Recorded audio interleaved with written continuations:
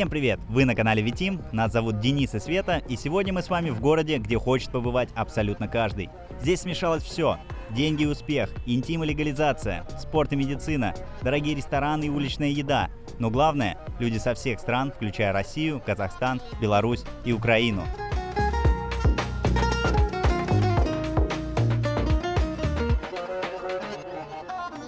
Среди 11 миллионов жителей мы попытаемся найти скрытые локации. Погуляем по современным выставкам, посетим трендовые места и увидим то, что впечатлит абсолютно любого. Пришло время узнать, что привлекает путешественников со всего мира и стоит ли вообще приезжать в Бангкок.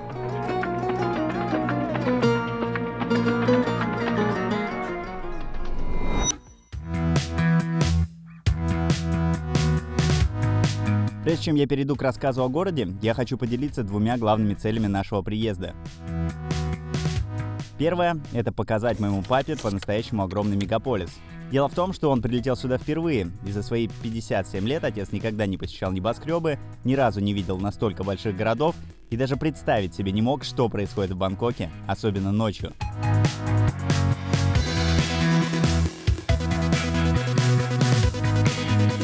Ну и второе – это масштабные соревнования, к которым я каждый день готовился несколько месяцев. Они пройдут уже совсем скоро, и я сильно волнуюсь перед стартом. Куш-хаус? Не знаю. Нарисован. Ну да. Абсолютно отрицательно. Почему? Говорят, что они здесь как-то более культурно курят. Это невозможно курить. Ну как можно отравляться культурно? Ну а вы сейчас хоть раз почувствовали, что кто-то курил? Нет. Вот. А на каждом шагу? Ну я также не почувствовал, как здесь курят табак, как здесь употребляют алкоголь и как здесь ширяются другими. Я помню, нас в школе говорили, что в Голландии разрешено, и там самый низкий уровень по наркозависимости. Поэтому оно легалайз. Когда не запрещено, тогда люди спокойно себя ведут. Всегда сладок тот плод, который запретный. Окей. Это только говорят. И говорят те, кому это выгодно. Да, не так все просто. Очень непросто. Это огромный бизнес. Нет, это понятно, все бизнес. Тоже, мы живем в таком мире, что все бизнес, везде у нас деньги. тоже говорят, что алкоголь употреблять умеренно – это нормально. За ваше здоровье и за мое очко. Но 90% детей, находящихся в детских домах, имеют живых родителей, которые лишены родительских прав именно из-за алкоголя. Это статистика. Представьте, если бы было запрещено, алкоголь вообще был под запретом. Были же такие эксперименты, были сухие законы, это никак не помогало. До 1914 года в Российской империи разрешалось употреблять, а в 2014 году народ принял решение, что будет сухой закон, и прекратилось. Как-то мы перешли на тему алкоголя. Так это одно и то же. Алкоголь – это тоже наркотик, только он в наших странах разрешен, ну а здесь к алкоголю добавили вот это. Все. Категорично. Осуждаю. Я спросил у папы, о чем он больше всего был наслышан до приезда в Бангкок. И он, конечно, одной из первых назвал, что здесь есть такие специальные улицы. Блядство, разврат, наркотики. Ну вы сами понимаете, о чем я. И вот мы пришли посмотреть, как здесь все устроено. Вот примерно вот так. Так а вот посетители, вот они все сидят, как в зрительном зале, и смотрят вот именно на... Нет, ты можешь зайти внутрь, если какая-то приглянулась особа, можно пойти с ней внутрь. Они вообще обычно еще и сами начинают в определенный момент бросаться. Пошлость. Звенящая пошлость. Короче, ладно, рассказываю, как это работает. Вот эти все люди, которые здесь сидят, они доходят до определенного состояния. Сначала приходят как типа прикол. Ну, такие типа по боржом пойдем. Садятся, начинают нормально накидываться, потом уже прикол перетекает уже в какой-то более тесный контакт. И вот здесь уже, смотря до какой степени опьянения ты дойдешь, и насколько тесным получится в итоге контакт. То есть вот потихоньку прощупывается почва, и в конце кто-то оказывается с трансом в какой-то приватной комнате. А тут просто девочки сидят. Hey, show now.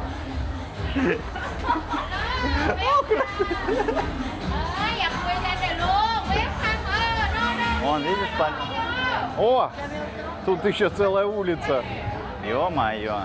спрятана.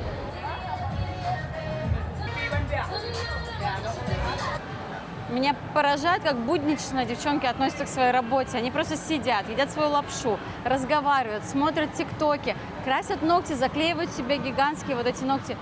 То есть делают обычные вещи, сидя абсолютно практически голыми на улице. Абсолютно нормальная работа. Так же, как вы ходите на работу. Вот они тоже пришли, просто график отличается, время рабочее отличается, обязанности отличаются. И вообще такое чувство, что они скучают. Вот вы скучаете на работе, вот то же самое у них происходит. Они сидят, скучают. Никто даже не красуется. Вот мне нижнее белье надень, сядь, и я буду вот сидеть, стараться как-то классно выглядеть. Они сгорбились, вот такие вот уставшие. Как обычно и происходит на работе, правда? Но не все, мне кажется, леди-бои. Многие девушки по-настоящему просто тайки. Может быть, я думаю, что иногда просто не отличить. Самое забавное, что вот здесь супермаркет находится, какие-то банкоматы, сразу такая злачная всякая история, бары. Соседняя улица – это просто ночной рынок, то есть там можно поесть, что-то купить. Это все супер близко, просто в радиусе там 14 метров. Смотрите, вот здесь можно посмотреть на пинг-понг-шоу знаменитое, а вот сюда сходить просто за продуктами. Каждый выбирает сам. Просто прикол, чисто улица, на которой куча трансов, пахнет жестко травой, ну, конечно же, алкоголем. В целом она очень коротенькая, я не знаю, люди заходят внутрь, возможно, там что-то происходит, но мы уж не будем настолько углубляться в эту тему. Так отметились, показали отцу, теперь он знает, что такое ночной Бангкок. Для ребят нетрадиционной сексуальной ориентации здесь тоже полно баров. Можно выбрать себе кого угодно. Хочешь мальчика, хочешь девочку, хочешь мальчика-девочку. Но самое крутое и самое забавное, то что все это находится прямо напротив какого-то темпла. То есть здесь вот изображение Будды. Вот такой вот Таиланд.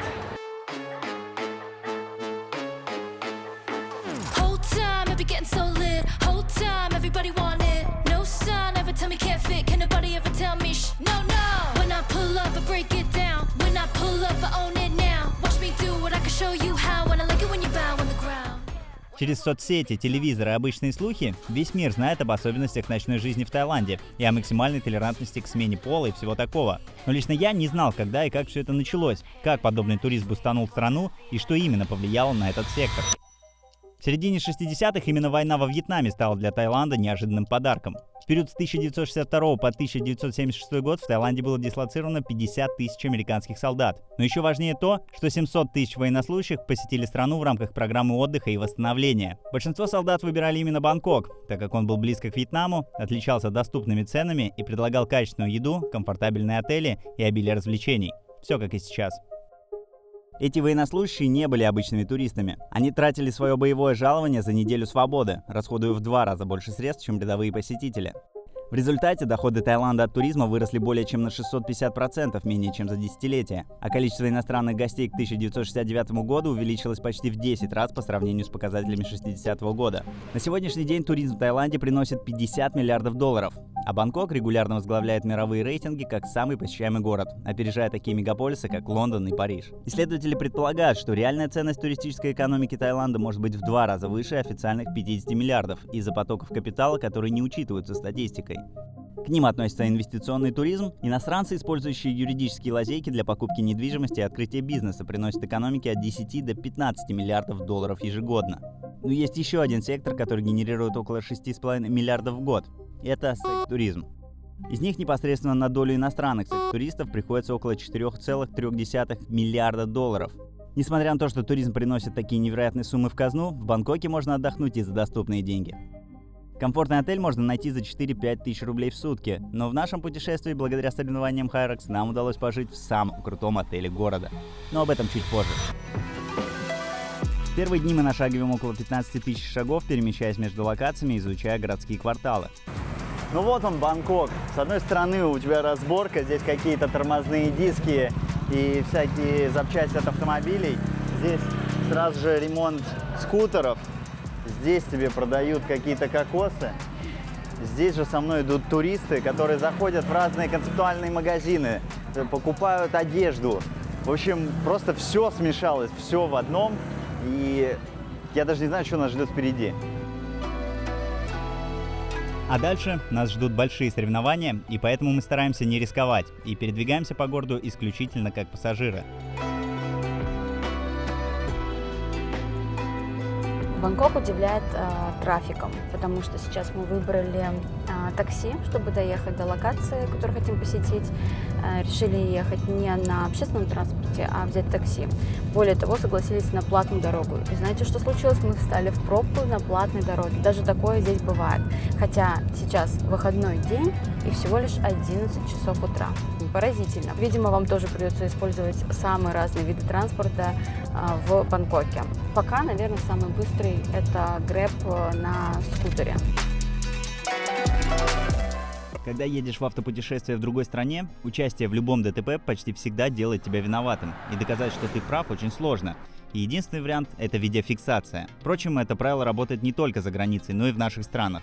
У меня в руках самое доступное комбо-устройство от iBox – Alta Wi-Fi. Это массовый продукт по доступной цене, народный любимчик. iBox – это российский бренд электроники с собственной разработкой ПО и своих устройств. Именно поэтому его гаджеты, лучше всего адаптированы для России и стран СНГ, имеют максимум дальности и минимум помех. Вы просто наслаждаетесь поездкой, пока iBox фиксирует обстановку и предупреждает о необходимости в снижении скорости. Alta Wi-Fi имеет надежное и удобное магнитное крепление, яркий 3-дюймовый IPS-дисплей и антибликовый CPL-фильтр в комплекте. Wi-Fi подключение к сети и управление файлами записи и обновлениями через удобное приложение iBox Assist. Всю эту красоту и удобство тоже делают наши ребята. Через приложение можно настраивать само устройство. Цифровая гарантия 3 года. Вам больше не нужно беспокоиться о чеках. Цифровую гарантию вы оформляете единожды, зарегистрировавшись на сайте в личном кабинете после покупки устройства или через приложение Assist. iBox Alta – это надежное и доступное для каждого водителя устройство, способное качественно записывать видео и заранее предупреждать о современных фоторадарных комплексах ГИБДД. Ниже в описании ссылки на товар на официальном сайте iBox и на Озон. Покупайте, где вам удобнее. Несем умные технологии в массы. Это iBox – твой идеальный подарок для любимых.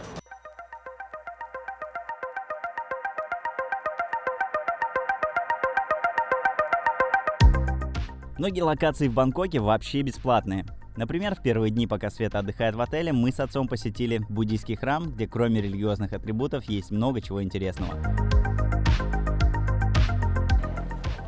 Не сказать, что я большой эксперт и фанат буддизма, но оказаться в Бангкоке и не сходить хотя бы в один храм, как мне кажется, нельзя.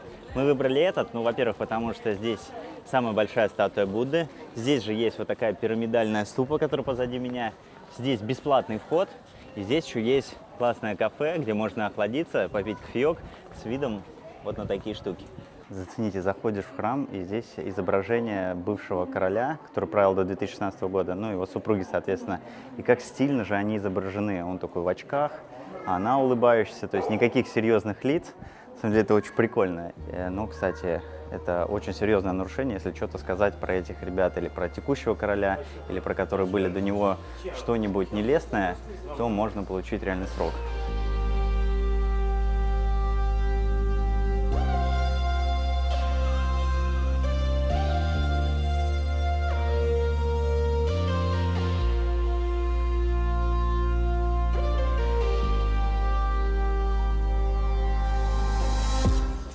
Тайцы молодцы, сделали даже из похода в храм вот такой вот интерактив.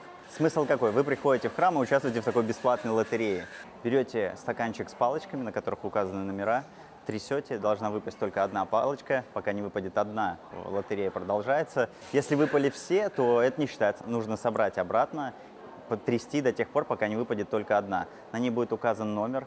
Потом с этим номером вы подходите к шкафу, ищете карточку с вашим номером и читаете предсказания. Но я пойду попробую это сделать. Узнаю, что меня ждет сегодня. Кстати, сегодня у меня соревнования, может быть, там будет что-то об этом. Самое сложное, чтобы одна только выпала. A few moments later.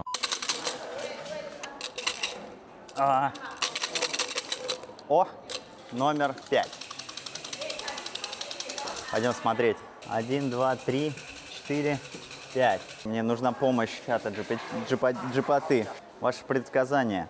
Сейчас не время для спешки или бурных эмоций. Текст советует сохранять спокойствие и не суетиться. Важное наставление. Если будешь доверять старшим или наставникам, все будет хорошо. Короче, призывает меня к терпению и осторожности. Но я думаю, что это как раз коррелирует с моими соревнованиями.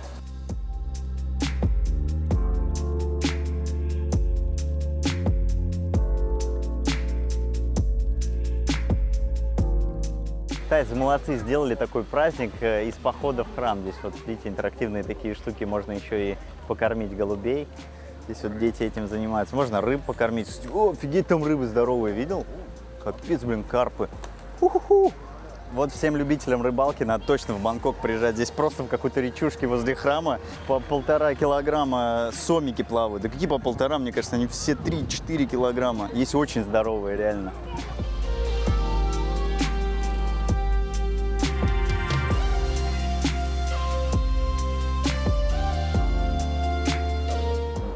После такого шумного города прикольно прийти в такие тихие, спокойные места, просто сесть, послушать какие-то молитвы. Можно в это верить, можно не верить, но замедлиться здесь точно стоит. Причем, кстати, что интересно, здесь очень много самих тайцев как взрослого, старшего поколения, много людей, которые даже моложе меня. Вот, например, слева от меня сидят несколько девушек, ну, им, наверное, на вид лет по 20. Кстати, по тайцам я вообще не понимаю, сколько им лет. Может быть, где-то между 16 и 60, где-то вот так.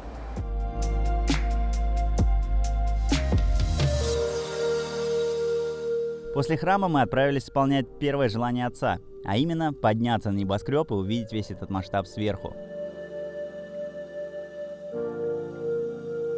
Эта точка тоже относительно бесплатная. Здесь можно заказать себе чашечку кофе и с ароматным напитком понаблюдать за небоскребами.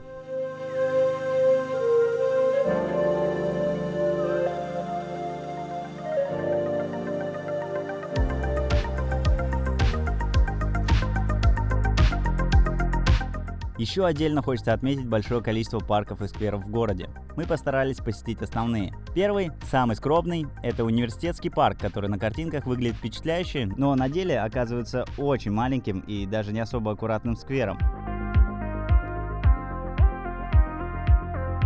Мы приехали в необычный парк, это университетский парк, называется Чулалонкорн.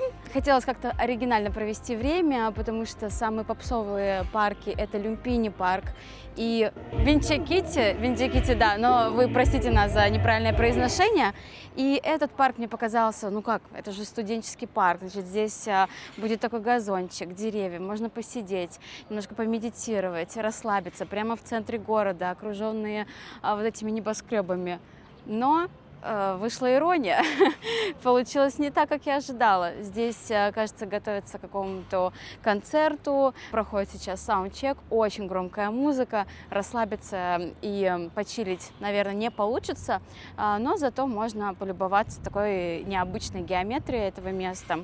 И еще, что первое замечаешь здесь, что явно в Бангкоке давненько не было дождей, потому что трава прям уже подсохла, очень такие желтые участки, газончик какой не мягкий зеленый, а уже выцветший немножко. Но все равно место приятное, еще погуляем здесь. Ожидание было такое, вот увидеть что-то подобное, но, как вы видите, они не оправдались, мои ожидания. Поэтому мы идем дальше гулять, и, возможно, тоже совет вам на будущее, все-таки идти в более доступные парки.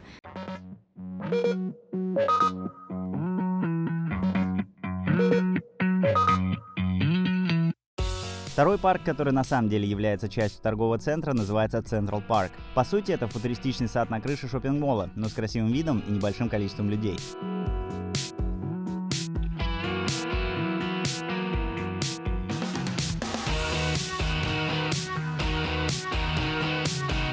В Таиланде шопинг уже возведен в такой ранг, что тебе просто мало быть просто хорошим шопинг-центром, нужно быть чем-то больше. И вот, например, в Дюсит Централ Парк сделали такой потрясающий сад, зеленый, с фонтанами, с водопадами. И все это делается для того, чтобы привлекать туристов, привлекать местных жителей, почаще приходить именно сюда, в торговый центр за шопингом.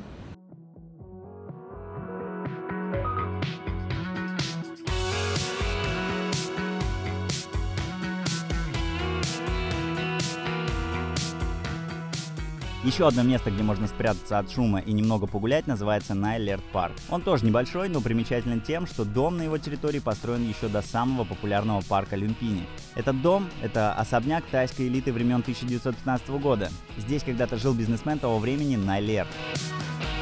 На территории расположен священный алтарь, который, по легенде, помог отчаявшейся женщине забеременеть. В благодарность она принесла деревянный фаллос. Слух разлетелся, и вскоре сюда приходили тысячи женщин с аналогичными просьбами. И те, чье желание сбывалось, тоже приносили новые подарки. Так здесь появился целый лес из фаллосов разных размеров, от крошечных фигурок до 2-метровых каменных столбов. Тут даже есть специальная дорожка. На него можно сесть. Смотри.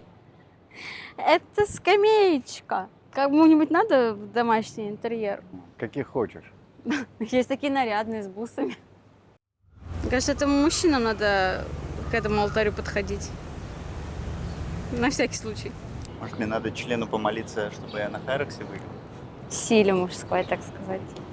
Да, такие островки, такие небольшие скверы, супер зеленые, дающие тебе какую-то такую атмосферу умиротворения, несмотря на то, что находишься в одном из самых шумных мегаполисов. Плюс это выглядит очень красиво, очень ухоженно. Помимо каких-то стандартных кустов, здесь вот такие вот какие-то круглые, плавные формы. Мне очень нравится.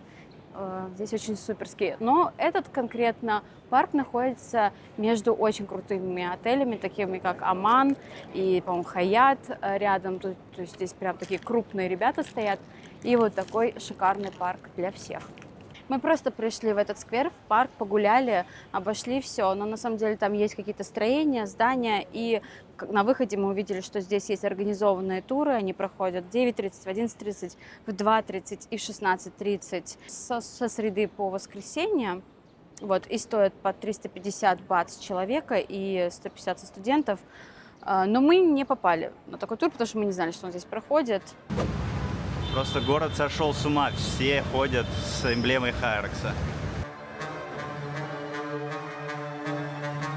Ну что ж, пришло время рассказать, что за события меня ждет сегодня. И чтобы не вдаваться в подробности и объяснить их суть простым языком, я скажу, что это упрощенный вариант кроссфита, замиксованный с бегом и с очень большим размахом. В этих соревнованиях может участвовать каждый, и поверьте, желающих оказалось очень много. Атмосфера капец бешеная, люди все вокруг просто в нереальной форме, все красивые, все нарядные, все заряженные. Кто-то, конечно, немножко помирает, но это часть этого процесса, потом все равно все будут радоваться. Короче, очень крутая атмосфера. Всем обязательно надо здесь хоть раз побывать. Папа тоже болеет. Ну что, мы запаслись водой, готовы бегать из одной зоны в другую, чтобы поддерживать наших парней.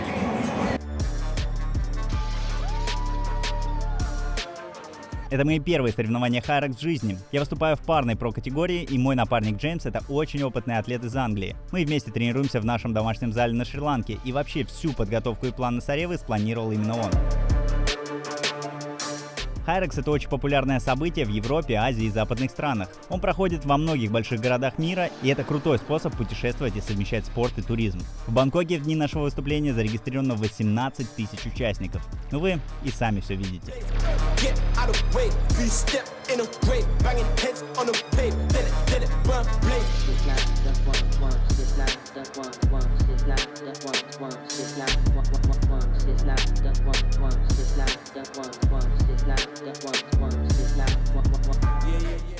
Соревнование, к которому он готовился так долго, честно, мы тоже, конечно же, очень переживаем, потому что для Дениса главное не участие, для него главное результат. Поэтому держим за него кулачки, будем болеть из всех сил.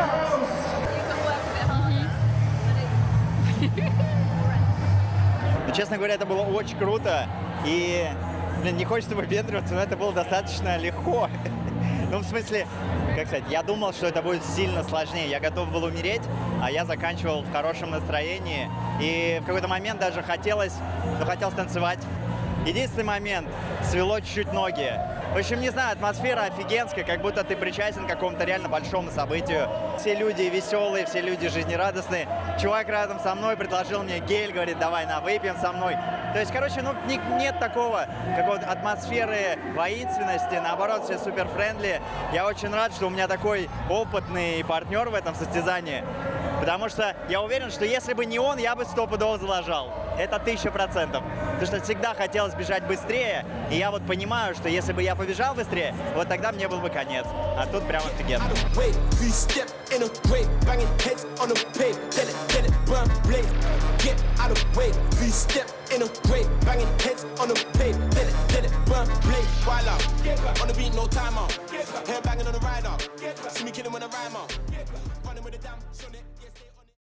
Еще одна плюшка от участия в Hyrax – это возможность остановиться в лучших отелях мира. Всем участникам даются специальные условия, и мы не упустили возможность хотя бы раз побывать в отеле сети Hyatt.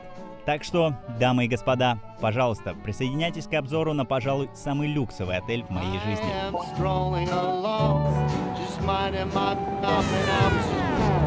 Это вход. Да-да, вам не показалось. Сюда можно въехать хоть верхом на слоне.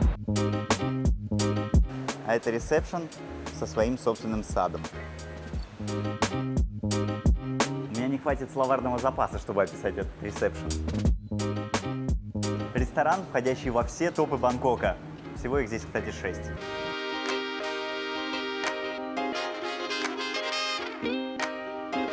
Собственный спа-центр, где меня хорошенько разомнут после Hyrax. Полностью оборудованный тренажерный зал.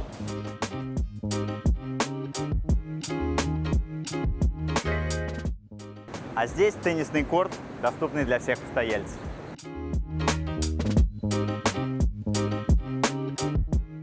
Здесь проходит завтрак. Итальянский ресторан «Гастон». Бар номер 1 и бар номер 2.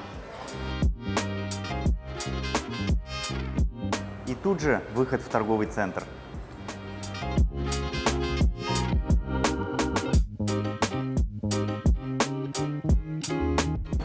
Skywalk и выход к еще пару десяткам других торговых центров. А это бассейн. Но подождите, вы захотите это увидеть.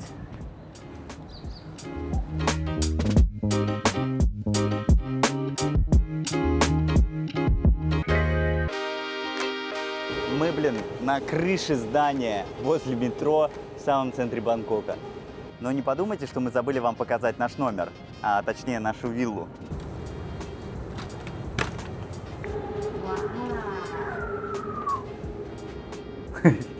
Это наша гостиная. Это наша спальня. А это наша собственная терраса. Просторная гардеробная с собственным массажным столом. Роскошная ванна с собственной сауной.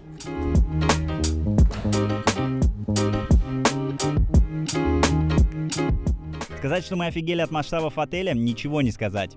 Мы вообще не привыкли к такому, чтобы нас встречали официальные представители и оказывали столько внимания.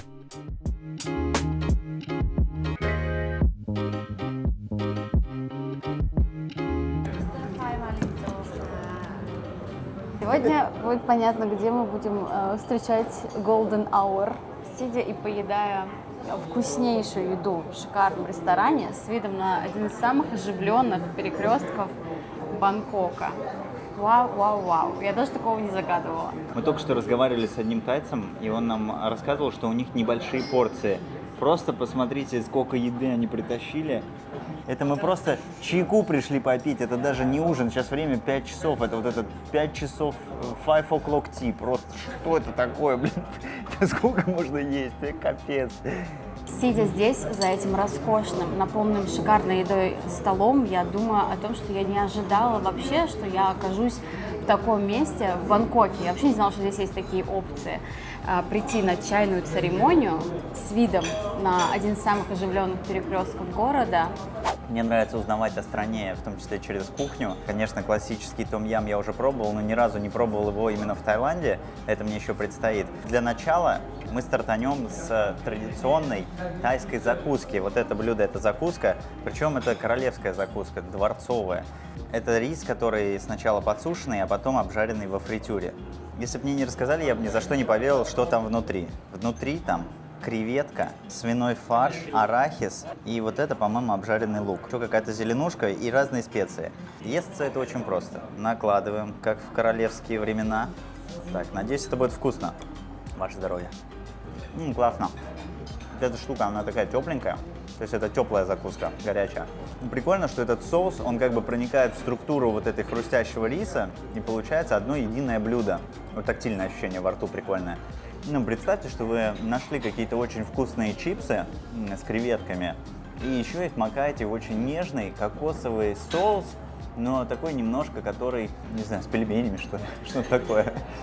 Короче, вот такое необычное сочетание, но все вполне сбалансировано, то есть у меня нет никаких противоречий, почему бы нет: креветка, фарш, арахис и инфрукстированный фритюрный рис. Офигенная штука, королевская закуска, мы просто не могли ее не осветить и не попробовать. Будете в Таиланде, обязательно ищите.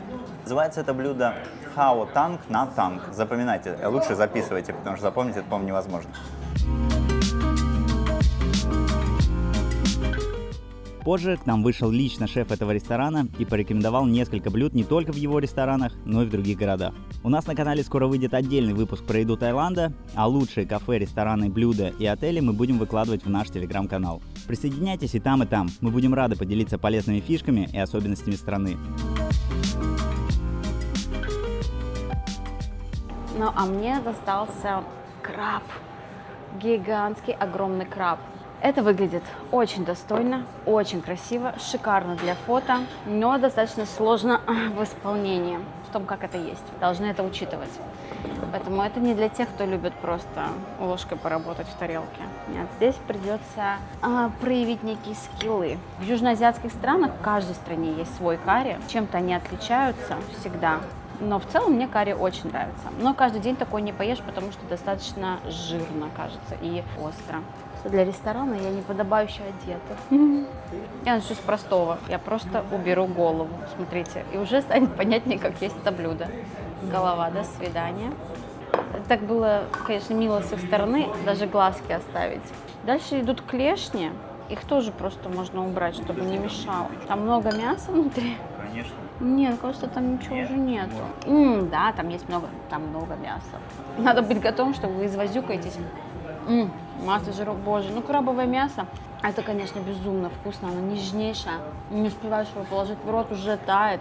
Наверное, вот эти все старания, они все-таки сполна вознаграждаются вкусом, шикарным вкусом этого мяса.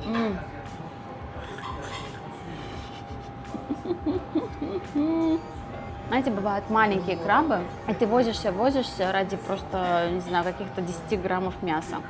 Здесь стоит повозиться, потому что краб большой.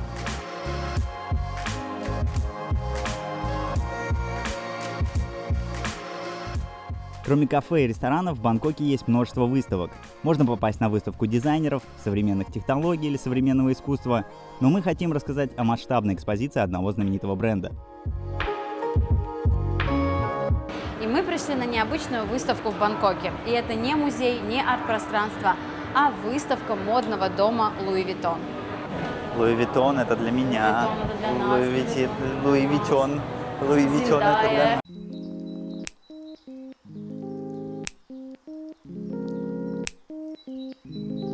Эта выставка проходит каждый день абсолютно бесплатно. Здесь можно познакомиться с историей бренда и моды в целом. Своего рода музей. Короче, изначально Луи занялся вообще ящиками. Причем он к сумкам перешел, он вот такие вот ящики колотил. Придумал ящик, в который можно убрать раскладушку свою. Взял ящик, сделал, в который можно посуду перевозить. Потом уже пошел вот по сумкам в 1910-м. Там сумочки поменьше. И вот уже под конец, вот 22 год, вот это все, что надо для путешественников. Смотря на все эти экспонаты, понимаешь, что раньше люди налегке не катались, потому что для всего есть свой чемодан. Для игры в нарды. Смотрите, даже карты сколько места занимают. Мы сейчас себе такого позволить не можем. Дополнительный багаж столько стоит. Даже книги. Посмотрите, как красиво, эстетично люди перевозили свои книги. Ну, наверное, не все люди, но посмотрите, все это затягивается, все комфортно путешествует вместе с вами, вместе с печатной машиной. Просто для каждой вообще вещи есть своя сумочка. Потрясающе. Целый секретариат или как-то секретарь может с вами тоже отправиться через моря и океаны. Да вы тут и секретарь тоже, чтобы... И секретарь, если что, может тоже поехать. Ну и в целом смотришь, конечно, на фотографии, тут очень много представлено старых фотографий, и это доказывает, да, теорию о том, что налегке не путешествовали. Там огромное количество сумок на каждого человека, это все таскали с собой. Так что мы, конечно, живем в мире консюмеризма и бесконечных покупок, но предшественники тоже не отставали. Классно, что вся выставка выполнена так, что никто не запрещает вам снимать фото, видео, сколько хотите, на что угодно разрешены, кроме вспышек. Вспышки запрещены. В конце выставки вам, еще каждому посетителю, можно получить подарок совершенно бесплатно. Нам обоим достались посткарты, знаю, кому-то шарфик, кому-то какая-то ручка или еще что-то.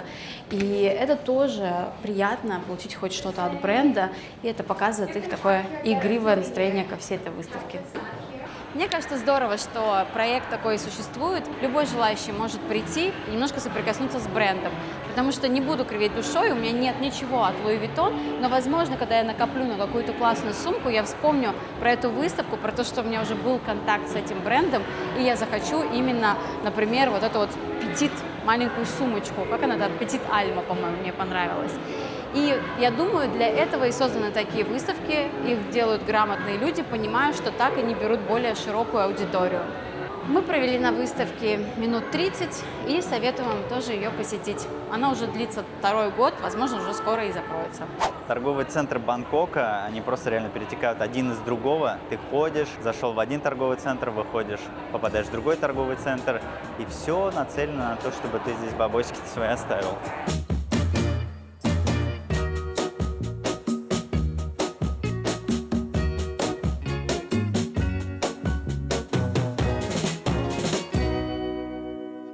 На Siam Square очень много магазинов с мультибрендами, то есть мультибренды тайских брендов собраны в одном магазине.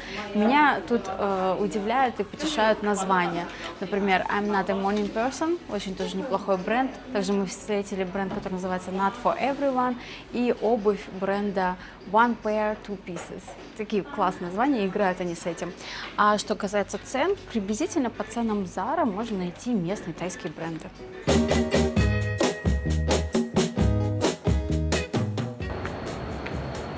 Еще один магазин, где можно потеряться и сойти с ума.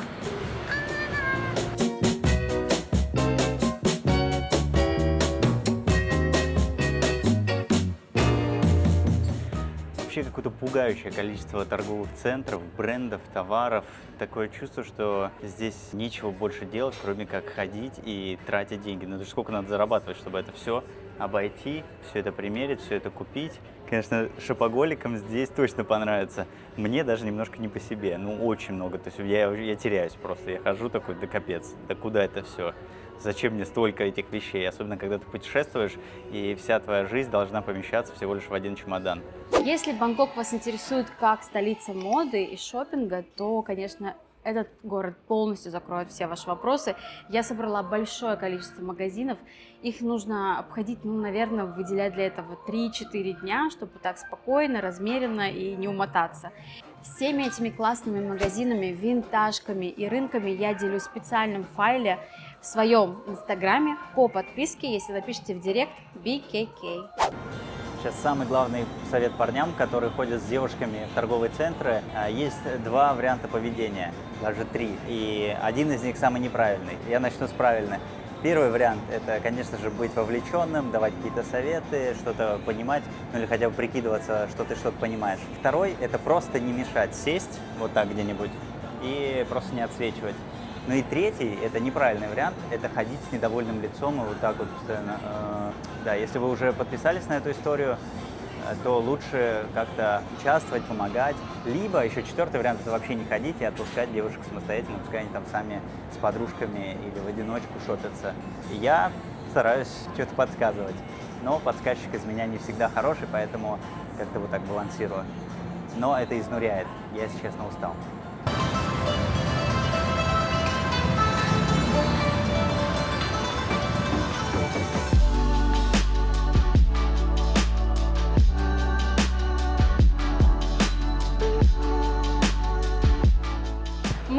бы не мы, если бы не нашли очень необычное место. Мало того, что это место начинается, открывается с вот такого роскошного пирса, откуда открывается вид на центр города, на небоскребы. Далее передо мной лежачий Будда, сейчас покажу, это в целом храм. Но помимо того, что это пирс и храм, тут есть еще одна удивительная зона, которой мы не сможем не воспользоваться и пройти мимо.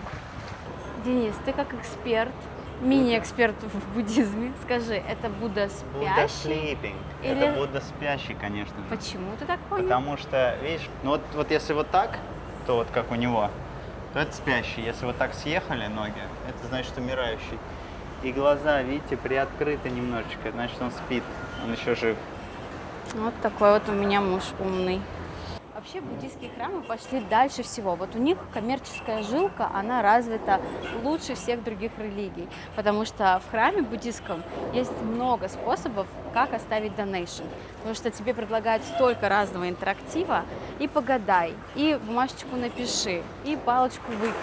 Естественно, получив вот что-то от храма, какое-то такое пожелание, какое-то напутствие, какие-то вот такие символы получив, ты хочешь что-то отдать взамен. Это очень умно. Интересно, сколько в России сейчас стоит свечку купить? Ну, я думаю, свечка так 20 рублей где-то стоит.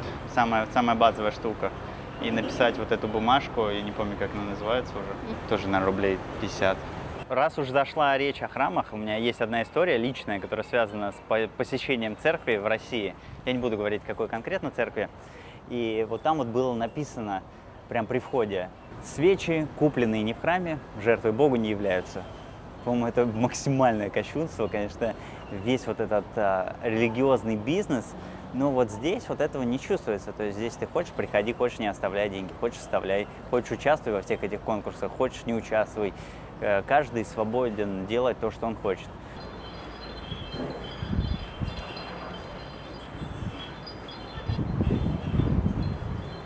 Но особенностью этого места является то, что здесь есть тайский массаж. Самый настоящий аутентичный массаж. Прямо при храме можно пойти и всего лишь, внимание, за 120 бат сделать массаж качественный. Я знаю, что тайскому массажу, естественно, логично обучаются именно в Таиланде, что есть специальные места, где как и йогам, также и массажистам нужно провести огромное количество часов обучения тайскому массажу. И, соответственно, конечно, в Таиланде огромное количество мастеров. И, кажется, здесь прям самые аутентичные, которые берут очень символическую плату за эту услугу.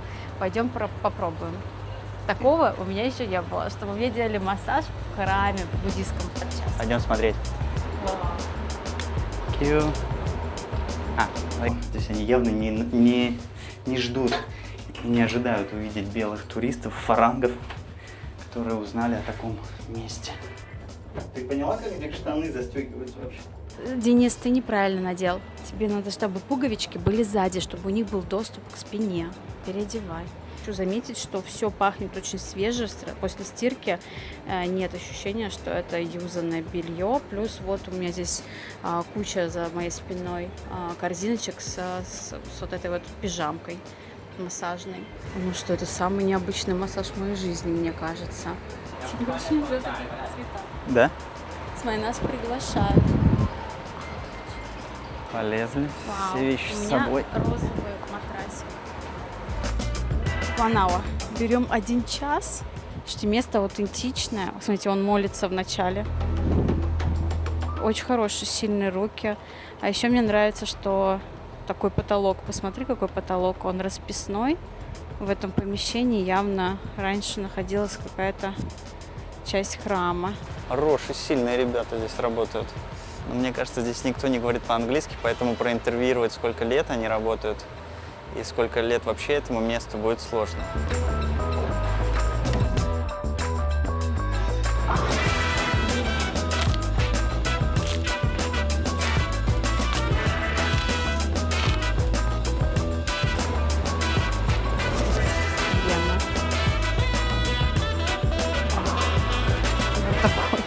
Я сейчас понимаю, что я в храме в Бангкоке, прямо на берегу реки, самый известный здесь. И мне делают хороший массаж. И здесь так приятно. Тут и вентиляторы есть, и обдувает морской ветерочек, точнее речной. общем, очень классно. И помимо нас, мне кажется, здесь только местные. Место просто, ну, по атмосфере точно 5 из 5. Надо планировать маршрут так, чтобы сюда еще раз зайти обязательно. В общем, это место произвело на меня впечатление самые положительные, просто ошеломительное сочетание того, что здесь храм и при этом массаж. Очень классный, очень качественный. Вчера я благоухала всяким местным парфюмом, сегодня я буду гулять по Бангкоку и благоухать бальзамом Tiger согревающим. Но что поделать, зато отмассированная и полна силы и энергии. Так, Денис там где-то, вот ты где, ну как тебе? Мне кажется, я стал моложе. Чувствуешь, видишь по мне? Я видела, ты слева от меня лежал, я это прям видела. Как я Ты становлюсь моложе? светишься, что ты светишься от удовольствия и счастья. Мне кажется, я года 3 сбросил. Да, теперь вот только главная проблема – это как просто не закончить весь трип по Бангкоку тем, что мы все время будем здесь лежать на массаже. Потому что ощущения такие, что хочется только этого. А планов еще громадье. Так, эти ребята работают с 8 до 6 вечера. Но вот здесь вот по соседству с этой стороны слева тоже самое, такая же цена, но работают они до 8 вечера. Место, конечно, крайне аутентичное. Вот, на самом деле, мы припарковались вот здесь. Получается, сначала вы проходите фудкорт такой прямо чисто локальный, с какими-то, не знаю, местными блюдами, которые в целом, кстати, выглядят очень даже и неплохо. Снимаю чужую еду. Вот. Далее здесь есть и магазины, и кофе. Вот там впереди. Вот эта женщина делает шампунинг. Шампунинг – это помыть голову шампунем. И вот наши массажки здесь. И получается еще правее храм. В общем, все прелести жизни в одном месте.